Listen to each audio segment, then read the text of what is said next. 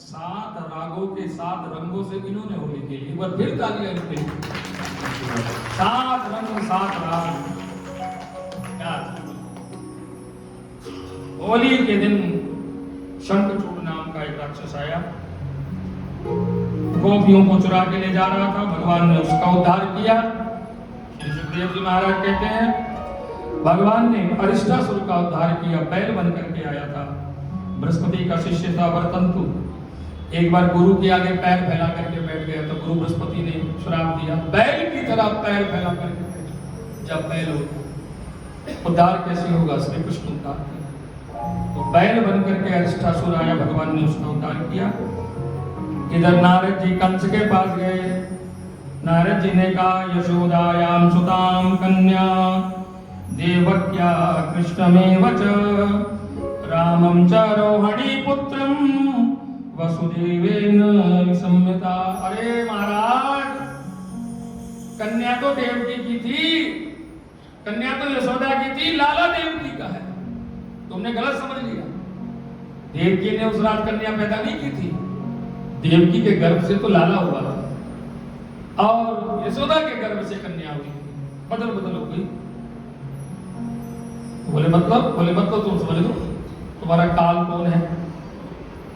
नंदगांव का वो ग्वाला, वो बच्चा, वो तुम्हारा काल है। सुना नहीं तुमने कितने बड़े बड़े राक्षसों को मार दिया? कंस ने कहा बात तो ठीक है। कंस ने अपनी मीटिंग बुलाई, भाई कैसे खत्म करें, अब नंद राय जी के लड़के को कैसे खत्म करें? बोले महाराज वहां जाकर करें क्या? कंस ने कहा करे क्या? जिस राक्षस को भेज रहे हो वापिस आ ही नहीं रहा, सारे मार डाले उसको, क्या करें? तो किसी ने कहा महाराज अब वहां न भेजो किसी को, अब उसको यहां बुलाओ। अब वृंदावन में नंदगांव में किसी राक्षस को न भेजो, उसी को ही बुलाओ, कृष्ण बलराम को ही। किस बहाने से बुलाए? बोले कह दो कि मथुरा में उत्सव चल रहा है और हमने सुना है कि कृष्ण बलराम ने बड़ी वीरता के काम किए हैं, इसलिए उनके वीरता का पुरस्कार देने के लिए, उनकी वीरता का सम्मान करने के लिए महाराज कंस उनको पूरी मथुरा में सम्मानित, ऐसा कह करके बुलाओ, फिर तरकीब से दोनों को मार डालो। ये बात तो ठीक है, पर जाएगा कौन? बोले अक्रूर जी को भेजो, नंदराय जी के बड़े घनिष्ठ मित्र हैं। अक्रूर जी को भेजा गया। इधर केशी नाम का एक राक्षस घोड़ा बन करके आया, भगवान ने उसका वध किया। परिक्रमा में केशी घाट आता है वृंदावन में। अक्रूर जी गए और इधर व्योमासुर का भी वध, महामायावी है व्योमासुर, भगवान ने उसका वध भी किया। अक्रूर जी नंदगांव में गए और नंद बाबा को कहा कि महाराज कंस आपके दोनों बालकों का स्वागत करना चाहते हैं, इसलिए मुझे भेजा है लिवा लाने के लिए। तो नंद बाबा ने कहा कोई स्वागत वागत की जरूरत नहीं, हमारे लाला यही ठीक है। नहीं, राजा का आदेश है। तो नंद बाबा ने कहा मैं भी साथ चलूंगा। चलो, यशोदा जी को कहा दोनों बालकों को तैयार कर दो। नहीं कहीं नहीं भेजना, कोई सम्मान की जरूरत नहीं, हमारे लाला हमारे पास है। अरे अक्रूर ने कहा भाभी राजा की आज्ञा है, अगर राजा की आज्ञा नहीं मानी गई तो राजा नाराज ना हो जाए, भेज दो ना, कल सम्मान हो जाए। मैं भी तो साथ, नंद बाबा भी तो साथ जा रहे, कोई दिक्कत होगी तो हमारे अनेक क्षत्रिय वहां पर है, चिंता ना मत करो, इन दोनों बालकों की सुरक्षा मेरे जिम्मे है। यशोदा जी ने कन्हू और बलभद्र को तैयार किया और मां ने दोनों को मक्खन मिश्री अपने हाथ से खिलाने लगी। तो भगवान को माखन मिश्री खिलाते खिलाते यशोदा जी की आंख में आंसू आ गए। मां क्यों रोती है? मां का दिल तो मां का दिल होता है ना। यशोदा जी ने कहा पता नहीं क्यों ऐसा लग रहा है, मेरे बेटे तेरी उम्र बहुत लंबी हो, तू दीर्घायु हो, लेकिन पता नहीं मुझे क्यों ऐसा लग रहा है कि मैं आज तेरे को आखिरी बार मक्खन खिलाऊंगा, पता नहीं मुझे ऐसे। अरे मां कल सम्मान है, परसों आ जाएंगे, 2 दिन की तो बात है। भगवान विदा हो गए, गोपियों ने रास्ता रोक लिया, भगवान ने सबको समझाया। अक्रूर जी के भ्रम का निवारण किया। जल में स्नान करने गए अक्रूर जी, तो जल के अंदर भगवान ने अपना चतुर्भुज रूप दिखाया। तुम क्या हमारी रक्षा करोगे, हम सारे जगत की रक्षा करने वाले। अक्रूर जी को भगवान का दर्शन हुआ। मथुरा में गए, एक धोबी से कपड़े मांगे, धोबी ने मना कर दिया, धोबी का वध किया। कपड़े उठा करके दर्जी के पास ले गए, काका जरा इनको कपड़ों को हमारे हिसाब से सेट कर दो। दर्जी ने वो कपड़े सेट कर दिए, भगवान ने उसको आशीर्वाद दिया। एक माली मिला रास्ते में, माली ने भगवान को कहा मैं फूलों से श्रृंगार कर दूं, आप कहा करो। माली ने भगवान का फूलों से श्रृंगार किया और फिर मिली कुब्जा, टेढ़ी मेढ़ी कुब्जा, अंगराग लेकर के जा रही है कंस के लिए, और भगवान मिल गए रास्ते में। चलते चलते मिल गए कुब्जा को भगवान, कोई मिलने का कोई प्रोग्राम था नहीं। यूं ही कोई, हमारे डॉक्टर सिद्धार्थ उदवा जी का बड़ा फेवरेट गाना है ये, फेवरेट गाना, हम कल सुन रहे थे, मैं बताया गया। यूं ही कोई मिल गया था, यूं ही कोई मिल गया था, सारी राह चलते चलते, सारी राह चलते चलते,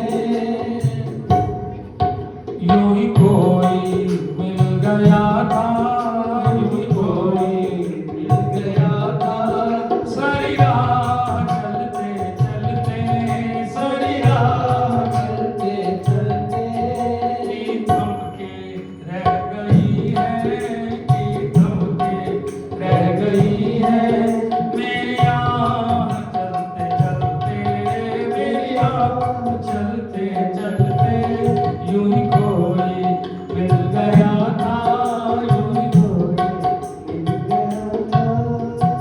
भगवान चलते चलते मिल गए कुब्जा जी को, और कुब्जा जी का भगवान ने कुब्जा को, कुरूप को स्वरूप बना, उस कुरूप कुबड़ी कुब्जा को स्वरूप बना। भगवान रंगभूमि में पधारे, रंगभूमि में पधार करके भगवान ने जो वहां धनुष रखा था उसको तोड़ा। कंस तक समाचार गया कि ये धनुष आपको परशुराम जी ने दिया था, और ये कहा था जो उसको तोड़ देगा वो आपकी मृत्यु करेगा। धनुष टूट गया महाराज। कंस तिलमिला गया, कोवलिया पीठ नाम के हाथी को भेजा शराब पिला करके कि रोन डालो दोनों बच्चों को। कोवलिया पीठ से भगवान कृष्ण बलराम भिड़ पड़े, दांत तोड़ दिए उसके, मार डाला, और दांत तोड़ करके राजा के पास ले गए। महाराज प्रणाम, आपके लिए भेंट ये दांत लाए। रास्ते में एक पागल हाथी मिला। कंस ने कहा हमने तुम्हारे बल के बड़े चर्चे सुने हैं, तो कुछ ना कुछ दिखाओ, अपने बल का प्रदर्शन दिखाओ। ये हमारे 4 पहलवान यहाँ खड़े हैं, इन चारों पहलवानों से कुश्ती करो। कंस ने कहा महाराज हम छोटे छोटे बच्चे, ये मोटे मोटे पहलवान लंबे लंबे, हमारा इनसे क्या मेल। तो ठीक है, फिर कह दो कि हमने वो कारनामे नहीं किए जो तुमने वृंदावन में किए, या फिर लड़के देखो। बलराम ने कहा ये तो हो नहीं सकता, कन्हैया लड़ो। चाणूर और कुश्ती जैसे पहलवानों से, वसुदेव वसुतम देवम कंस चाणूर मर्दनम, चाणूर मुष्टिक जैसे पहलवानों से भगवान भिड़ गए और चारों को मार डाला। और फिर भगवान गए कंस के सिंहासन की तरफ। सिंहासन पर पहुंच करके कंस के छाती पे मुक्का मारा, मुकुट यहां गिरा, कंस नीचे गिड़गिड़ाता हुआ है। छाती पे चढ़ गए भगवान, मुक्के से प्रहार कर रहे हैं, मुष्टिका प्रहार कर रहे हैं, और मुष्टिका प्रहार करते करते भगवान ने छाती तोड़ दी कंस की। कंस के प्राण निकल गए और लोग जय जयकार करने लगे, बोलिए वृंदावन बिहारी लाल की जय। भगवान श्री कृष्ण और बलराम ने कंस इत्यादि कंस के 8 भाइयों का वध किया, और वध करने के बाद भगवान गए पहले कारागार में, अपनी मां देवकी वसुदेव को मुक्त किया, उग्रसेन जी को मुक्त किया, उग्रसेन जी को राज्याभिषेक किया, और नंद बाबा को वहां से विदाई दी कि बाबा अब आप जाओ और मेरी मां को संभालना, यशोदा जी को संभालना, ये मेरा कर्तव्य पथ है, मुझे आगे बढ़ना है। सजल नेत्रों के साथ नंद बाबा ग्वाल बालों को लेकर चल पड़े।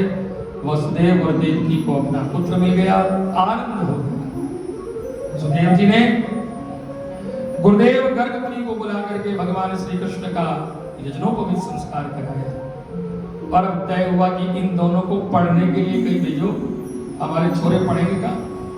तो उज्जैन में भेजा गया, उज्जैन, मथुरा से उज्जैन भेजा गया, संदीपनी के आश्रम में। ऐसे अद्भुत संदीपनी सदगुरु, गुरु भी और सदगुरु भी, शिक्षक भी और सदगुरु भी।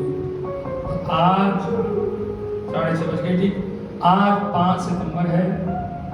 हमारे भारत के राष्ट्रपति श्री डॉक्टर सर्वपल्ली राधाकृष्णन जी, उनका आज जन्मदिन है।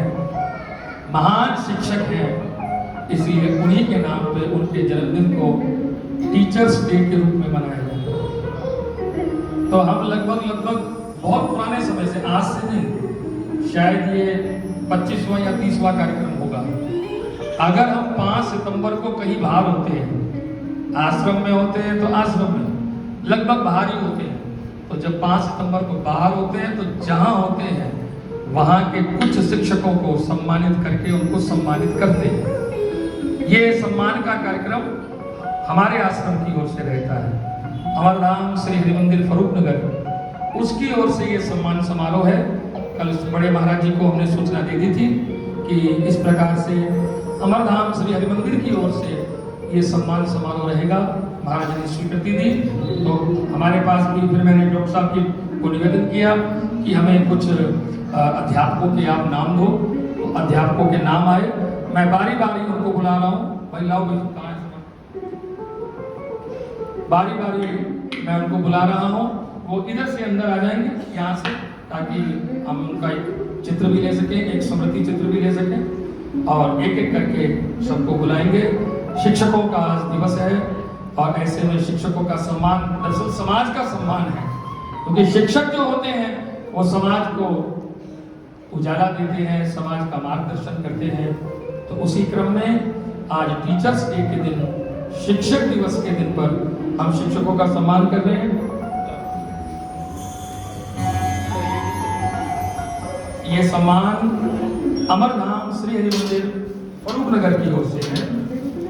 सबसे पहले आपकी फतेहाबाद से श्रीमती कृष्णा मेहता जी अध्यापक हैं, आगे आ जाएंगे।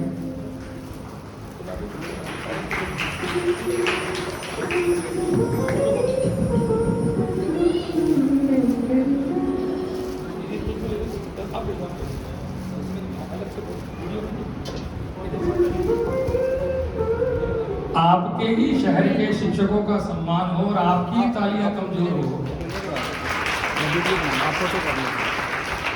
अच्छी करना।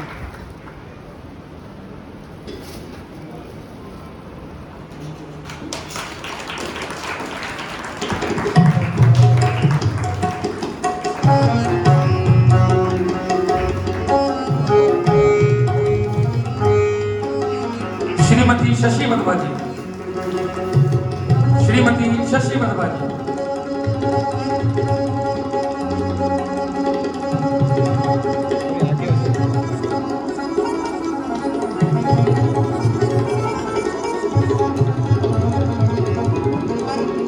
तालियां जोरदार होनी चाहिए। आज 5 सितंबर शिक्षक दिवस, हम अपने ही शिक्षकों को सम्मानित कर रहे हैं।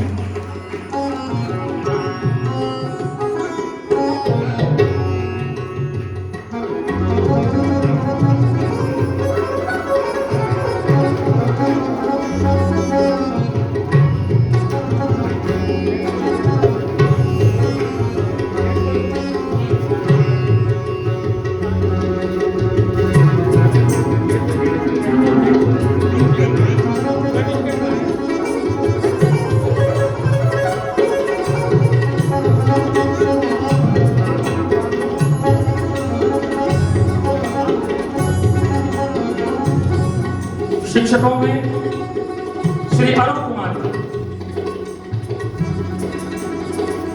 श्री अरुण कुमार जी, थोड़ा आप तालियों से सहयोग करते रहो।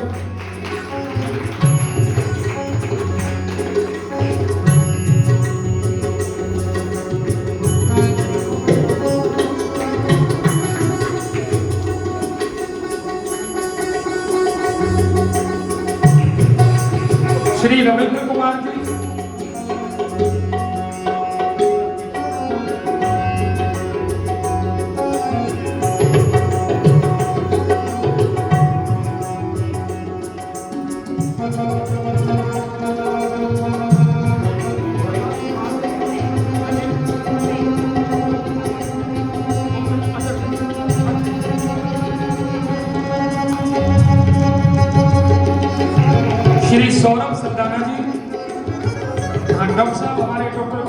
की ओर से पुरस्कार लेंगे श्री सौरभ सरकार जी का पुरस्कार हमारे डॉक्टर साहब।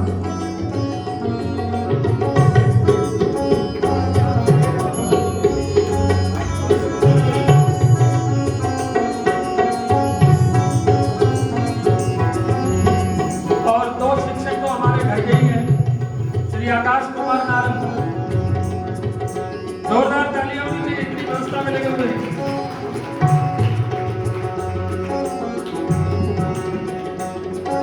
आज लेंगे नहीं, आज तो लेंगे नहीं।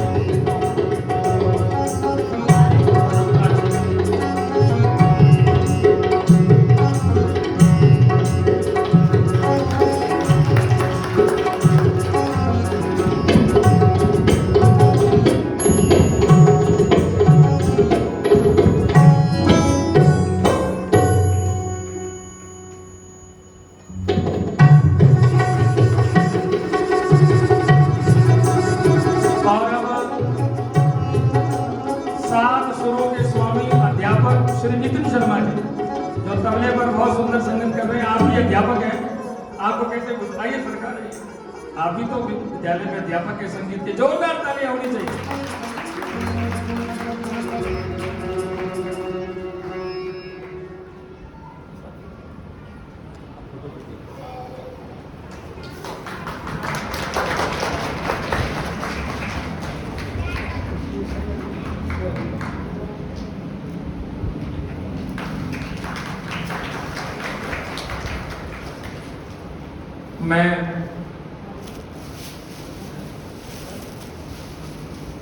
मैं सभी शिक्षक महानुभावों का व्यासपीठ की ओर से, अमरधाम से मंदिर भरूपनगर की ओर से बहुत बहुत धन्यवाद करता हूँ कि आपने हमारा ये सम्मान स्वीकार किया। एक बार सभी शिक्षकों के लिए जोरदार।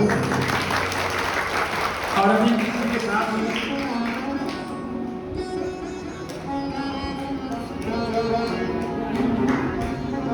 आपके ही फतेहाबाद के प्रसिद्ध जॉन वेस्ले कॉन्वेंट स्कूल से हमारे श्री अरुण जी, श्री रविंदर जी इस आयोजन के लिए, दोनों ही अध्यापक हैं जिनका भी सम्मान किया गया, इस आयोजन के लिए 1100 रुपए भेंट कर रहे हैं। उनका बहुत बहुत धन्यवाद, तालियों से। और एक क्रम में पूरा कर लूं, फिर उसके बाद मैं चाहूंगा कि अरुण कुमार जी 2 शब्द भी बोलेंगे अपने, लेकिन एक क्रम पूरा कर लूं। इतनी सुंदर व्यवस्था, इतना सुंदर कार्यक्रम, ये सब आप लोगों के सहयोग से हुआ है। ठाकुर जी की तो मूल प्रेरणा है ही, लेकिन आप लोगों का दिव्य सहयोग भी है। तो उस दिव्य सहयोग में स्वाभाविक सी बात है कि कुछ लोगों को आगे आना पड़ता है व्यवस्था के लिए, व्यवस्था संभालनी पड़ती है। तो नाम से तो मैं परिचित नहीं हूँ, वो तो हमारे डॉक्टर श्रीमती वधवा जी बताएंगी, लेकिन जो महिला मंडल के आपके 5 रत्न हैं आपके समय, वो एक बार आगे आ जाए। श्रीमती वधवा जी और जो उनके साथ 4 के 5 सदस्यों का जो ये महिला मंडल है, ये भी एक बार आगे आ जाए। आश्रम श्री मंदिर भरूपनगर की ओर से इनका भी स्वागत कर रहे हैं। महिला मंडल के जो 5 सदस्य हैं, कृपया यहाँ।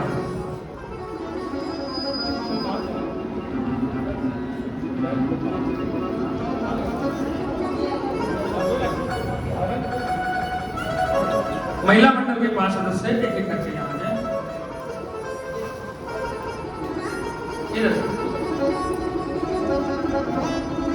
ऐसा है ना, आज ठाकुर जी का ब्याह है तो मिलनी तो बनती है।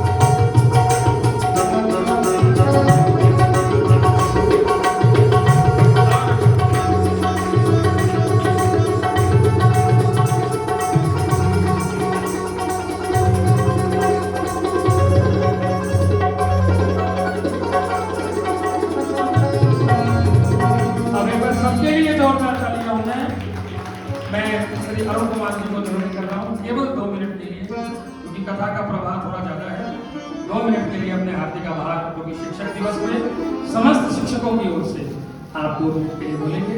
श्री अरुण कुमार।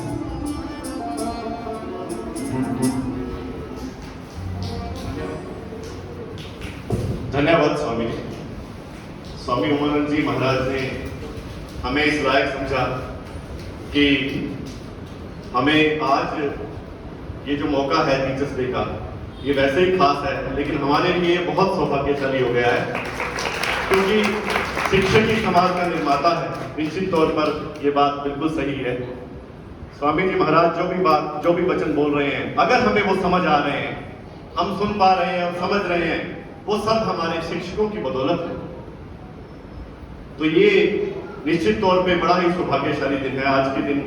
ये जो सोसाइटी के सभी लोग बैठे हैं, लगभग सभी के बच्चों को हमने यहाँ पढ़ाया हुआ है। महाराज जी को मैं कहना चाहूंगा कि हमारा विद्यालय एक कमरे में शुरू हुआ था। नीरू मैडम भी बैठे हैं यहाँ, इन्होंने हमारे इनॉग्रेशन पे अपने बेटे ग्रेटर का कुछ टॉयज दिए। बहुत ही मतलब एक सुखद अनुभूति आज मुझे हो रही है। मेरे साथ मेरा छोटा भाई रविंदर गर्ग, ये मैं इसको पार्टनर नहीं कहता बिजनेस का, ये मेरा छोटा भाई है, मेरी गोद में ही पला है। ये मेरे साथ हम दोनों मिलकर जॉन वेस्ले कॉन्वेंट स्कूल चला रहे हैं, और पूजनीय पंडित जी का बेटा भी हमारे पास पढ़ रहा है।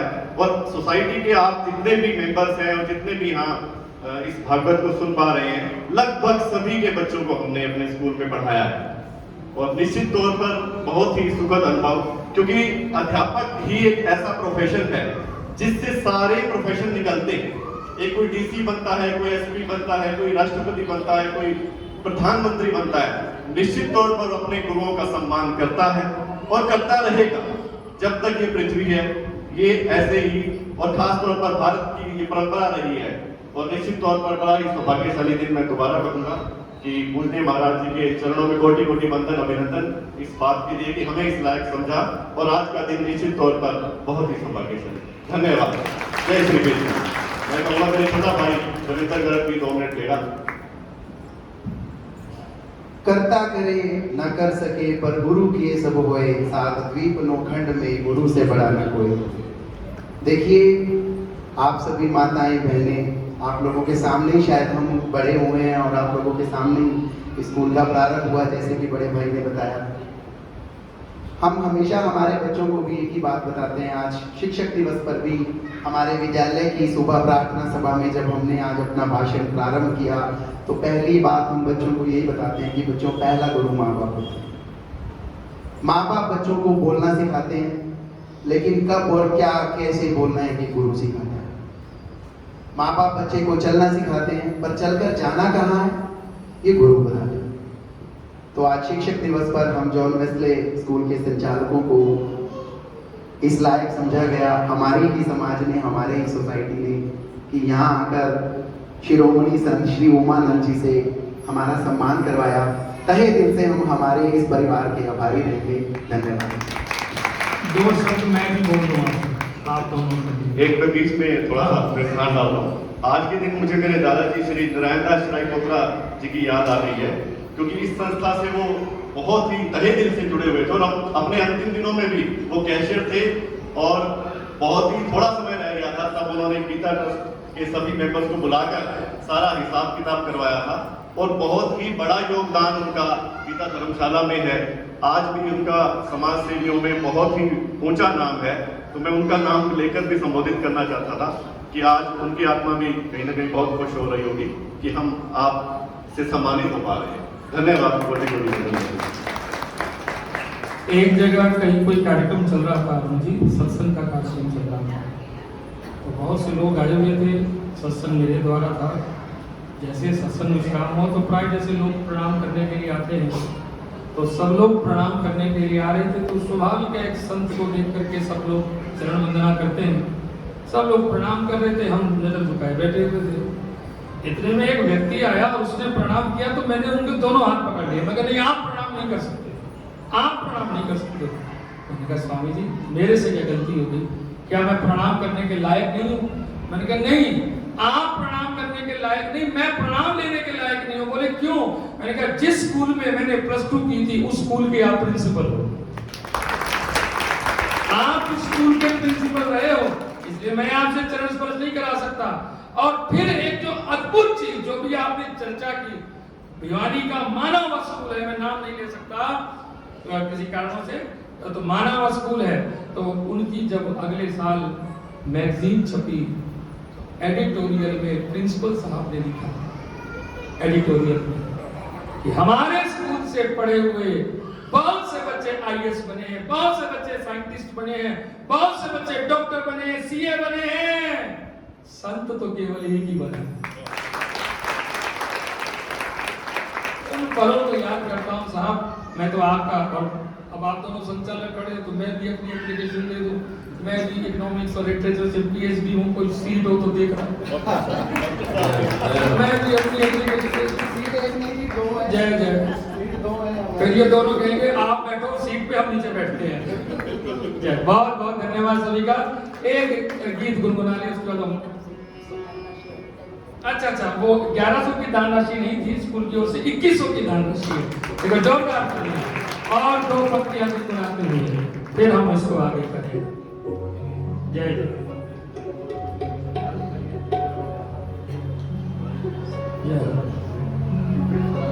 दूर तेरे चरणों की सतगुरु चंदन और अबीर बनी, जिसने लगाई निज मस्तक पर उसकी तो तकदीर बनी।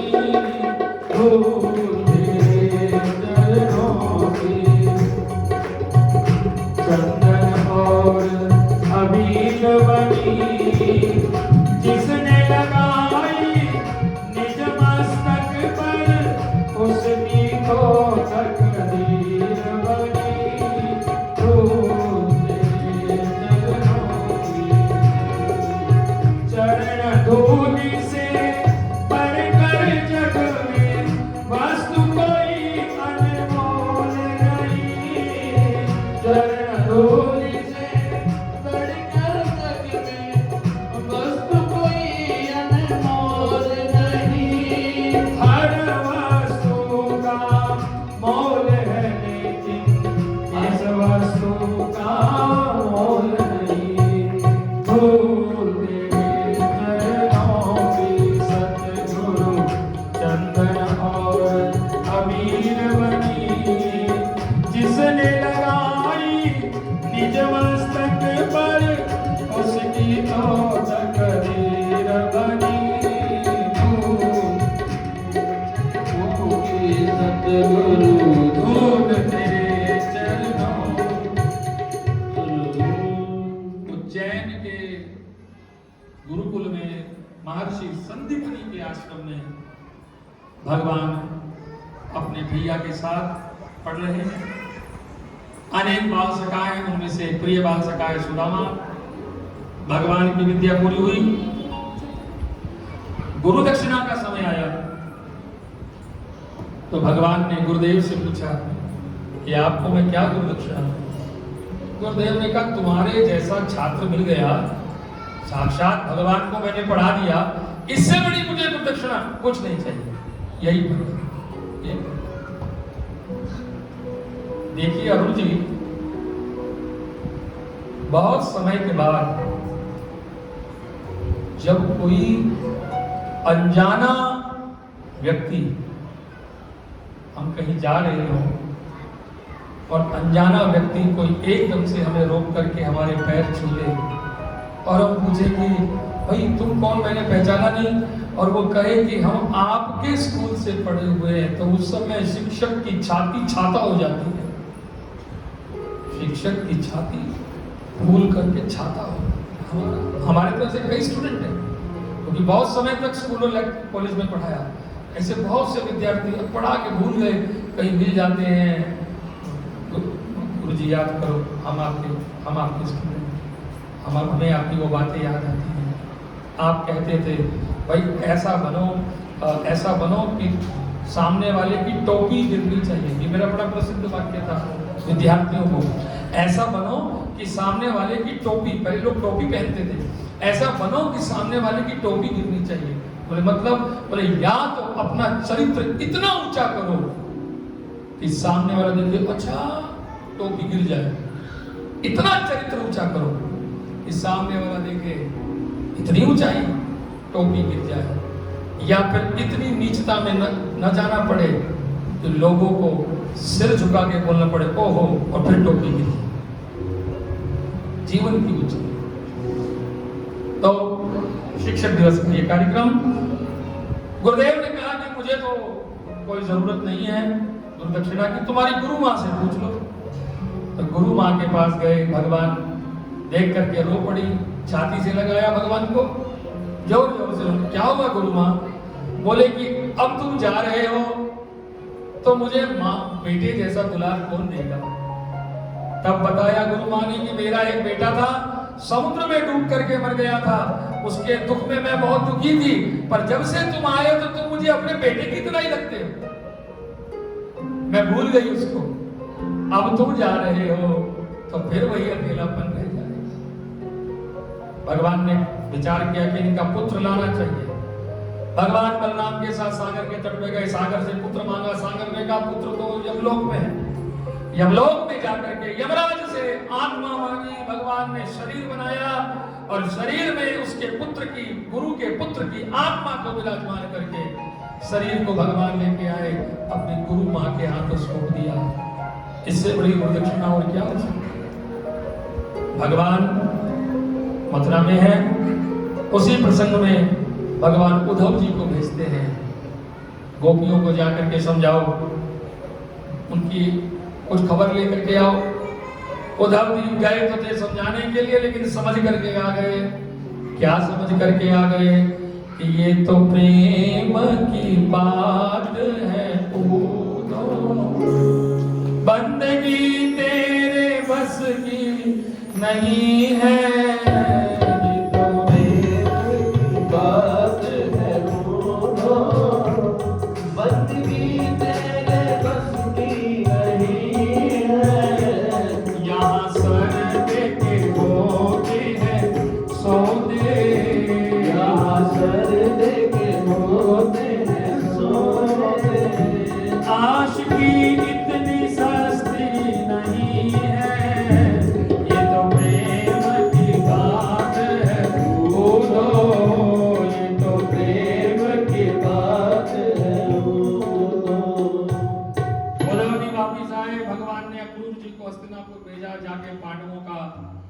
समाचार लेकर के आओ। फिर दोबारा एक बार पूजा के घर भगवान गए।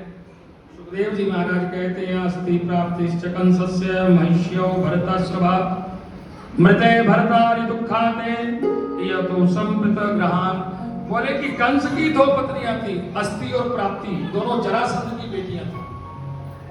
और जब कंस मारा गया तो अस्ति प्राप्ति अपने पिता जरासंध के यहाँ चली। जरासंध ने मथुरा को घेरा भगवान कृष्ण को मारने के लिए। जरासंध पकड़ा गया, छोड़ दिया भगवान ने। बलराम ने कहा पकड़ करके छोड़ा क्यों, मार ही देते। भगवान ने कहा नहीं नहीं, अभी तो ये एक दुष्ट है, ये बाकी दुष्टों को बुला करके लाएगा, तब इसका संहार करेंगे। इधर काल यवन आया और काल यवन को भगवान ने अपनी माया से प्रेरित करके मुचकुंद राजा जो प्रवर्षण गुफा में लेटा हुआ था, उस मुचकुंद राजा के द्वारा काल यवन का वध हुआ और मुचकुंद को वरदान दिया, मुचकुंद के अनुसार कि मैं आपकी भक्ति करूं, आपके भजन में मेरा जीवन बीते। तो भगवान ने वरदान दिया कि कलयुग में राजा मुचकुंद तुम जूनागढ़ के नरसिंह के रूप में प्रकट हो। तो वही राजा मुचकुंद नरसिंह के रूप में प्रकट होते हैं। 17 बार जरासंध ने आक्रमण किया, 17 बार हराया। तो जरासंध ने पूछा कि भगवान पर विजय कैसी पाई जाए, कृष्ण पर विजय कैसी पाई जाए। तो कहा अब की बार तो सेना बनाओ ना तो ब्राह्मणों को आगे रखना, ब्राह्मणों सेना के आगे ब्राह्मणों को रखना। बोले क्यों? बोले ब्राह्मणों के ऊपर भगवान हथियार नहीं उठा, कृष्ण हथियार नहीं उठा। और जरासंध सेना लेके गया आगे, ब्राह्मणों की सेना, भगवान वहां से भाग गए। ब्राह्मणों पर तो आक्रमण कर नहीं सकते, भगवान भागे और भागे भागे पहाड़ों में चले गए। जरासंध ने कहा कृष्ण बलराम दोनों भागे, रण से भागे इसलिए नाम पड़ गया रण छोड़। भागे तो जरासंध ने कहा आग लगा दो इस पहाड़ को, इसी में चल करके दोनों भस्म हो जाएंगे।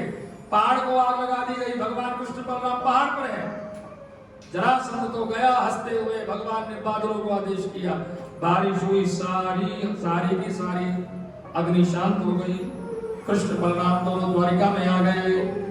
अब परीक्षित जी ने पूछा कि मैंने सुना भगवान के विवाह भी हुए, और कोई एक आधा विवाह नहीं हुआ, भगवान के 16,108 हुए, तो भगवान के विवाह की चर्चा कीजिए। तो अब विवाह का प्रसंग हो रहा है, थोड़ी बहुत लेट सवेर हो जाए तो समझ लेना जैसे बारात पूरी तैयार हो ना, बारात पूरी तैयार हो, दूल्हा भी घोड़ी पे बैठ जाए, बैंड बाजे भी पोंग ढमढम शुरू कर दे और बारात चले ना, तो क्या बात है, सारी तैयारी होगी, बारात में देरी क्यों है? तो पीछे से आवाज आएगी, दूल्हे का फूफा नाराज हो गया है, उसको मना रहे हैं। दूल्हे का फूफा नाराज थिया बंदे, क्या थिया ही, पर एक बार कभी आया होगा, सांस ने चाहे पूछी नहीं होगी, तभी से मुंह चढ़ा करके बैठा हुआ है, मौके पे चौका मरे सो आज मौका आ गया और फूफा नाराज थिया बंदे, फूफू मनाओ चा, बोले फूफा, बोले नाम ही नहीं भेजे है, फूफा जो फूफा कर दे उसका नाम फूफा। अच्छा एक चीज ध्यान रखना, जब वो बारात का जब वो खाना बन रहा होता है ना, लड़की वालों के यहाँ बारात जाती है और जब खाना शुरू होता है तो आपको एक आदमी दिखाई देगा पीछे हाथ करके और घूम रहा होगा, वेटरों को डांट रहा होगा, ए जा हवा लेके पानी दे, ए क्या सब्जी बनाई है, ये वो जो फालतू फिजूला घूमता हुआ दिखे ना, समझ लेना ये दूल्हे का फूफा है। पीछे हाथ बांध के जो फालतू फिजूला घूम रहा है, जाओ देखो, समझ लेना ये फूफा जी महाराज। आज थोड़ी सी लेट हो जाए तो समझ लेना भगवान का कोई फूफा नाराज हो गया, उसको मना रहे हैं, शादी पूरी करके जाएगा। सुखदेव जी ने कहा आनर्त देश के राजा कुमुदमी और कुमुदमी की बेटी रेवती, रेवती का विवाह बलराम जी के साथ, और ये रेवती सतयुग से बलराम जी को पति प्राप्त करने के लिए तपस्या कर रही थी। सतयुग गया, त्रेता गया, द्वापर गया, और कहते सतयुग के आदमी बड़े लंबे लंबे होते थे, तो यूं मान लो कि बलराम जी 6 फुट के थे और रेवती 60 फुट की थी, इतनी लंबी थी। तो बलराम जी ने कहा माला की मैं 5 हूं, एक 60 फुट थी, मैं 6 फुट का, माला क्यों यहां से? तो कहते हैं कि बलराम जी ने अपने हल से हल को बढ़ा करके रेवती के सिर पे रख करके रेवती को अपने बराबर किया, तब रेवती का विवाह हुआ। और रेवती का जब विवाह हुआ तो राजा कुमुदमी ने दहेज में बलराम जी को एक नगर दिया कि ये नगर मेरी बेटी के नाम पे, ये आपको दहेज में देता हूं। नगर का नाम भी रेवती था, रेवती नाम था राजकुमारी का, जो दहेज नगर में आया उसका नाम रेवती था। उसी रेवती को आजकल हम रेवाड़ी बोलते हैं, वो बलराम जी को के दहेज में आया हुआ नगर है। अब सुखदेव जी कह रहे हैं विदर्भ देश के राजा, विदर्भ मतलब महाराष्ट्र का नागपुर का हिस्सा, विदर्भ नागपुर का हिस्सा हमारे महाराष्ट्र का, जहां हम पैदा हुए, तो महाराष्ट्र का एक हिस्सा है नागपुर के आसपास, जिसे विदर्भ कहते हैं। तो विदर्भ देश के राजा भीष्मक, भीष्मक के 5 पुत्र हैं, रुक्मी, रुक्म, रुक्मबाहु, रुक्मकेश, रुक्ममाली, और एक पुत्री है रुक्मिणी। वास्तव